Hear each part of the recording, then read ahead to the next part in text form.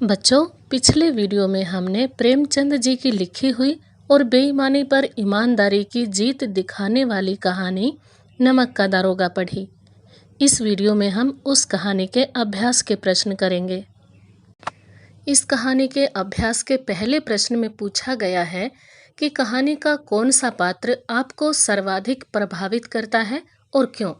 यानी कि इस कहानी के किस पात्र से, किस कैरेक्टर से हम सबसे ज़्यादा प्रभावित हैं, हमें सबसे ज़्यादा कौन सा पात्र अच्छा लगा। ध्यान से देखें तो इस कहानी का मुख्य पात्र वंशीधर है, वही इस कहानी का नायक भी है। वंशीधर हमें सबसे अधिक प्रभावित करता है। वह ईमानदार है, कभी भी लालच में नहीं आता, बेईमानी नहीं करता अपने काम के साथ और दृढ़ निश्चयी है, मतलब किसी भी परिस्थिति में डगमगाता नहीं है। कर्तव्यपरायण है, यानी अपने कर्तव्य के प्रति ईमानदार है और धर्मनिष्ठ व्यक्ति है, यानी धर्म का पालन करने वाला है। उसके पिता उसे बेईमानी का पाठ पढ़ाते हैं, घर की दयनीय दशा का हवाला देते हैं, परंतु वह ईमानदार बना रहता है। कहने का मतलब यह है कि अपने पिता के कहने पर और अपनी घर की हालत देखकर भी वह ईमानदारी को नहीं छोड़ता। वह स्वाभिमानी है। अदालत में उसके खिलाफ गलत फैसला लिया गया, परंतु रिश्वत के लिए उसने अपने स्वाभिमान को नहीं खोया।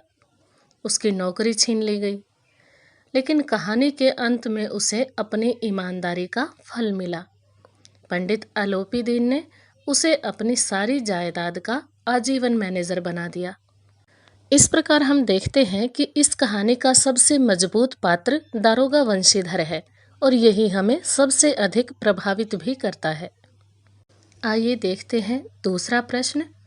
नमक का दरोगा कहानी में पंडित अलोपीदीन के व्यक्तित्व के कौन से दो पहलू उभर कर आते हैं।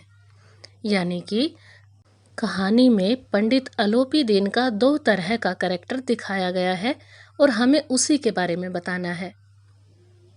पंडित अलोपीदीन के व्यक्तित्व के दो पहलू निम्नलिखित हैं।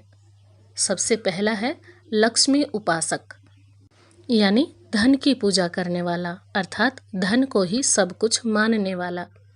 उन्हें धन पर अटूट विश्वास था। वे सही गलत दोनों ही तरीकों से धन कमाते थे। वे कठिन घड़ी में धन को ही अपना एकमात्र हथियार मानते थे। उन्हें विश्वास था कि संसार का प्रत्येक काम लक्ष्मी जी की दया से संभव होता है, इसलिए रिश्वत देकर काम करवाने में विश्वास रखते थे। यहाँ पंडित अलोपीदीन का नेगेटिव कैरेक्टर दिखाया गया है, यानी उनके चरित्र के नकारात्मक पहलू को दिखाया गया है, जिसमें वे धन के बल पर अच्छे बुरे सभी काम करते हैं। उनके चरित्र का दूसरा पहलू है ईमानदारी के कायल, यानी वो ईमानदारी जैसे गुण की प्रशंसा भी करते हैं और उसके महत्व को भी जानते हैं। धन के उपासक होते हुए भी उन्होंने वंशीधर की ईमानदारी का सम्मान किया। वे खुद उसके घर गए और उसे अपनी सारी जायदाद सौंपकर मैनेजर के स्थायी पद पर नियुक्त किया। उन्हें अच्छा वेतन दिया, नौकर चाकर और घर आदि देकर इज्जत दी। यहाँ अलोपीदीन का पॉजिटिव कैरेक्टर, यानी कि उनके चरित्र का सकारात्मक पक्ष दिखाया गया है, जिसमें वो गुणों के पारखी के रूप में हमारे सामने आते हैं। अब देखते हैं तीसरा प्रश्न। कहानी के लगभग सभी पात्र समाज की किसी न किसी सच्चाई को उजागर करते हैं। वास्तव में हमारे समाज में हमारे आसपास जो भी घटनाएं घटित होती हैं, उन्हीं के आधार पर कहानियां लिखी जाती हैं। इसलिए कहानियां हमारे समाज से सीधे सीधे संबंधित होती हैं और कहानियों में वही लिखा जाता है जो हमारे समाज में होता है, हमारे परिवारों में होता है। तो निम्नलिखित पात्रों के संदर्भ में पाठ से उस अंश को उद्धृत करते हुए बताइए कि यह समाज की किस सच्चाई को उजागर करते हैं। नीचे इस प्रश्न में 3 पात्र दिए गए हैं और उन तीनों पात्रों के माध्यम से हमें बताना है कि वो समाज के किस हिस्से की सच्चाई को हमारे सामने रखते हैं। सबसे पहला पात्र है वृद्ध मुंशी, दूसरा पात्र है वकील और तीसरा पात्र है शहर की भीड़। तो आइए देखते हैं सबसे पहले कि वृद्ध मुंशी जी समाज के किस हिस्से की सच्चाई को हमारे सामने रखते हैं। यह वंशीधर का पिता है जो भ्रष्ट चरित्र का प्रतिनिधि है। यानी वृद्ध मुंशी जी हमारे सामने समाज के उस हिस्से को रखते हैं जो बेईमानी करता है, भ्रष्ट आचरण करता है। इसे धन में ही सब कुछ दिखाई देता है। यह अपने बच्चों को ऊपर की कमाई और आम आदमी के शोषण की सलाह देता है। इस सच्चाई को बताते हुए हम पाठ के उस अंश को उदाहरण के रूप में लिख सकते हैं जब वृद्ध मुंशी जी वंशीधर जी को कहते हैं कि ओहदे की तरफ ध्यान मत देना, निगाह चढ़ावे और चादर पर रखना। वेतन तो पूर्णमासी का चांद है जो घटते घटते एक दिन लुप्त हो जाता है। वेतन तो मनुष्य देता है, इसीलिए उसमें बरकत नहीं होती। ऊपरी आमदनी ईश्वर की देन है। इन पंक्तियों से हमें पता चलता है कि किस प्रकार इसी समाज में रहते हुए एक पिता अपने पुत्र को बेईमानी करने की शिक्षा देता है। दूसरा पात्र है वकील। वकील हमारे सामने समाज की उस सच्चाई को रखते हैं जो सिर्फ अपने लाभ की फिक्र करते हैं, समाज के उस पेशे का प्रतिनिधित्व करते हैं जो सिर्फ अपने लाभ के बारे में सोचते हैं। उन्हें न्याय अन्याय से कोई मतलब नहीं होता, उन्हें केवल अपने धन से मतलब होता है। अपराधी के जीतने पर भी वे खुश होते हैं। इस सच्चाई को सिद्ध करने के लिए हम पाठ के उस अंश को उदाहरण के रूप में लिख सकते हैं। उन पंक्तियों को बता सकते हैं जब पंडित अलोपी दीन के पक्ष में फैसला सुनाया जाता है और पंडित अलोपी दीन खुश होते हैं। उनके रिश्वत के लिए वकील, न्यायाधीश और अन्य कर्मचारी पूरा जोर लगा देते हैं। अन्याय की जीत होने पर भी वकील बहुत खुश होते हैं क्योंकि उन्हें अलोपी दीन से धन मिलता है। तीसरा पात्र है शहर की भीड़। शहर की भीड़ तमाशा देखने का काम करती है। यानी जो भीड़ होती है वो तमाशबीन होती है, उसे किसी की लाभ हानि से कोई मतलब नहीं होता, चाहे कोई झगड़ा हो या कोई सच झूठ की बात हो। जनता चारों तरफ खड़े होकर केवल तमाशा देखती है और निंदा करती है। उन्हें तो निंदा करने और तमाशा देखने का मौका चाहिए। उनकी कोई विचारधारा नहीं होती। जिस पक्ष की जीत होती दिखाई देती है, भीड़ उसी तरफ हो जाती है। शहर की भीड़ की इस सच्चाई का हमें कहानी में दो जगह पता चलता है।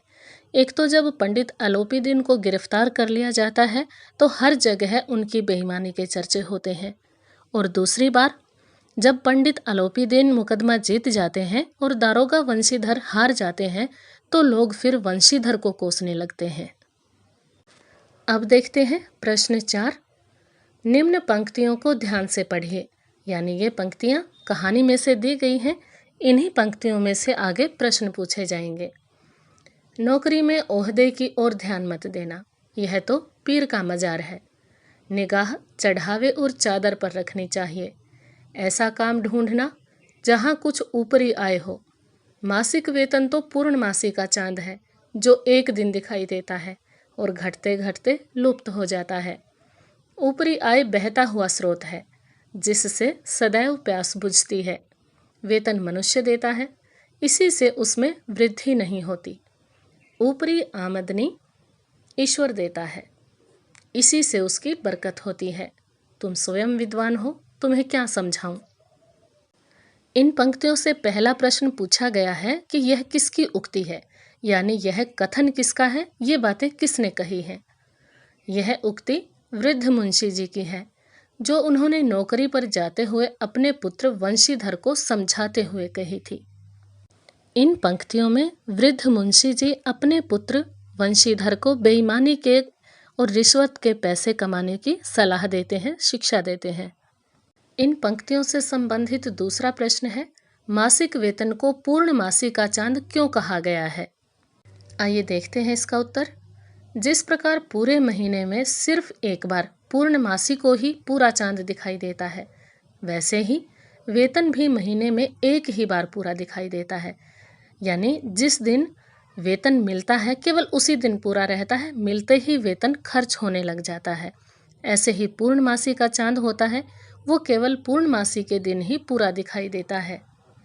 जिस तरह उसी दिन से चांद का गोल आकार घटते घटते लुप्त हो जाता है, वैसे ही उसी दिन से वेतन भी घटते घटते महीना पूरा होने से पहले ही समाप्त हो जाता है। इन समानताओं के कारण मासिक वेतन को पूर्णमासी का चांद कहा गया है। यानी कि जिस प्रकार से चांद प्रतिदिन पूरे आकार में नहीं रहता, उसी प्रकार वेतन भी घटता रहता है और उससे भी पूरे महीने बरकत नहीं होती। यह सोच, यह कथन वृद्ध मुंशी जी का है। इन पंक्तियों से संबंधित तीसरा प्रश्न है, क्या आप एक पिता के इस वक्तव्य से सहमत हैं? यानी क्या एक पिता के द्वारा अपने पुत्र को बेईमानी की सलाह देना आपके नज़रिए में सही है? जानते हैं इसका उत्तर। एक पिता के द्वारा पुत्र को इस तरह का मार्गदर्शन देना बिल्कुल गलत है। माता पिता का कर्तव्य होता है बच्चों में अच्छे संस्कार डालना, सच्चे, ईमानदार और कर्तव्यनिष्ठ बनाना। ऐसे में पिता के ऐसे वक्तव्य से हम सहमत नहीं हैं। यानी कि एक पिता को अपने पुत्र को गलत शिक्षा नहीं देनी चाहिए, उसमें अच्छे संस्कार पैदा करने चाहिए। अब चलते हैं 5वें प्रश्न की ओर। नमक का दारोगा कहानी के कोई 2 अन्य शीर्षक बताते हुए उसके आधार को भी स्पष्ट कीजिए। यानी इस कहानी का जो शीर्षक है नमक का दारोगा, इसके अलावा हमें कोई 2 शीर्षक और बताने हैं और वो शीर्षक के आधार भी बताने हैं कि वो शीर्षक सही क्यों है। देखिए, इस कहानी के अन्य शीर्षक कौन से हो सकते हैं? सबसे पहला है सत्य की जीत, क्योंकि इस कहानी में सत्य शुरू से आखिर तक असरदार रहा है। दारोगा वंशीधर के सत्य के सामने पंडित अलोपीदीन जैसे व्यक्ति को भी हार माननी पड़ी।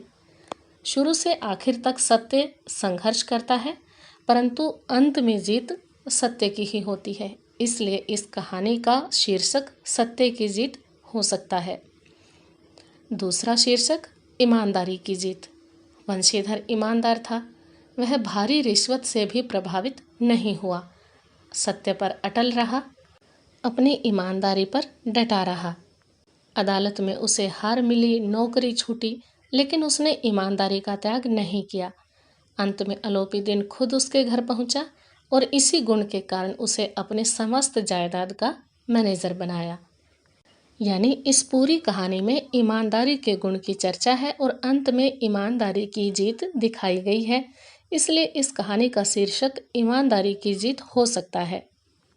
अब देखते हैं इस पाठ के अभ्यास का अंतिम प्रश्न। कहानी के अंत में अलोपीदीन के द्वारा वंशीधर को मैनेजर नियुक्त करने के पीछे क्या कारण हो सकते हैं? तर्क सहित उत्तर दीजिए। आप इस कहानी का अंत किस प्रकार करते? इस प्रश्न में 2 बातें पूछी गई हैं कि अलोपीदीन ने वंशीधर को मैनेजर क्यों नियुक्त किया, जबकि उन दोनों में तो अदालत में मुकदमा भी हो चुका था और दोनों का आपस में विरोध भी था। दारोगा वंशीधर ने अलोपीदीन को गिरफ्तार भी किया था, लेकिन फिर भी अलोपीदीन ने उसे मैनेजर नियुक्त किया, तो ऐसा क्यों किया?